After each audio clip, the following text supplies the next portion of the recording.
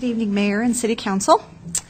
Tonight I bring before you another grant opportunity that we've had a chance to submit an application for. The name of it's quite long. Department of Transportation Federal Transit Administration FY 2011 Discretionary Livability Funding. It's basically what used to be the Section 5309 bus and bus facilities funding that used to be an earmark process that we had applied for and had previously been awarded funding for our bus shelters and improvements to our transit system, and also had prior awards that are part of the funding that will be going into the Intermodal Center already. This program was released on a short time frame, and rural applicants were asked to submit an application through the statewide process. And so the Community Transportation Association of Idaho and then also Idaho Transportation Department through their public transit department teamed together and provided us with webinars and some informational meetings on putting together the applications. And so in looking at the project and our needs that we still have for the Intermodal Center and the types of things that could be funded under the options that were provided, we submitted an application for $511,360. I can't get this out tonight. $511,360. There we go. $492,000 of that was for construction funding for the Intermodal Transit Center, and $19,360 for a bike locker system. And I think that would provide us with 10 bike lockers to start out with there at the Intermodal Center.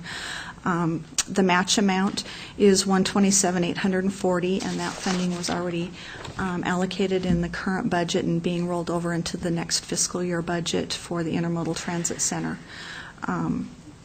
The application was due on last Friday, which was the 29th, and I think previously we had brought before you another application, and we had discussed the matter of there being short time frames on further submittals, and that we were continuing to look for applications that would allow us to find that additional funding needed for the Intermodal Center and also for the amenities that we would like to install prior to opening the facility. And so this opportunity gave us that ability. And so the application was submitted timely last week, and received word from the Idaho Transportation Department that it went through and everything was submitted properly through the grants.gov. I think we were one of 5 other rural counties and or transit providers throughout the state that applied in the process. And so we're here before you tonight to ask for ratification of that submittal that was due last Friday. Thank you, Elisa. Council, have any questions or comments, or would someone like to put forward a motion? Walter? Thank you, ma'am. This one probably is for Bill, if I may.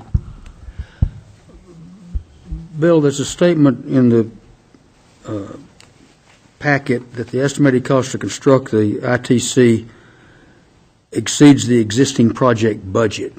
And I skipped a couple of words because that may be the answer to my question. It says, as recommended by the Technical Advisory Committee. We just authorized the signing of land leases, building leases, and all other kinds of things. Do we have a funded project or not? And I apologize for not having asked you before tonight, but it just occurred to me. That's okay. The first thing I guess I'd clarify is we've authorized signature of those agreements, but we will not enter into those agreements until a project is ready to move forward. The construction cost estimate that was generated from the input received from the TAC was just a little bit over $2.6 million in construction, and we have $2.1 million in hand in funding. So there is still a gap to build the facility in accordance with the desires of the Technical Advisory Committee. Certainly, it is fairly easy for us to work on trimming down $100,000 to $200,000 out of that construction cost, but getting too much farther is going to maybe substantially change some elements of the facility. Our objective was that since we don't need to move into final design until the early winter, that we would seek additional funding to be able to construct the facility that was desired by the TAC, and that's what the request is for you this evening. So they won't lease a building if there isn't one to lease? Well, we won't enter into lease agreements until the project funding has been secured, we've moved into final design, and the project is ready to proceed. At this point, we're looking at trying to secure gap funding to fill the shortfall that currently exists. And that explanation will be given to the State Board of Education when they're asked to approve those leases? Correct. The university understands that. It's in the description of the item that went before the state board. They do understand that we are seeking additional funding to construct the facility as it has been conceptually designed. Please. Oh, Elisa has something to add to that, too. Please, go ahead. Yes, and I think, Councilman Steed, I think we had previously presented another application. The acronyms were the TCSP while you were out on vacation, and I think we had a little bit of this discussion, but you may have missed it, and Bill had provided that discussion at that time, too. I did want to add while I'm here in front of you that we do have another opportunity coming up, and it will be called the Tiger 3 round.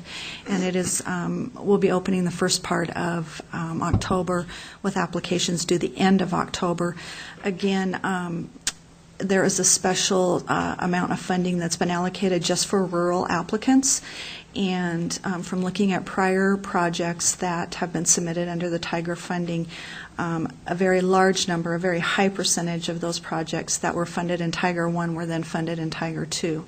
So through the other applications that we've already submitted, this one that we submitted on Friday and an upcoming application, we're hoping that one of those funding sources will come through for us. But I think in my mind, the most favorable one is the one that's still upcoming. If we are awarded prior to that, we'll take a look at which funding requires the least amount of requirements and which would blend well with the existing awards that we've already received. And Please. this keeps bringing more questions, Madam Mayor. The match is already in our 2011 budget, the $127,000? Yes, our prior Tiger 2 award did not require a match. Even though we have had that money allocated to the project. The money was originally budgeted through 25309 awards that we had last year that we had proposed, or not awards, but applications that we were planning to submit. And that was then before the 5309 program through the earmark process was eliminated. So we've maintained that dollar amount in the budget and moved it forward as continuing match.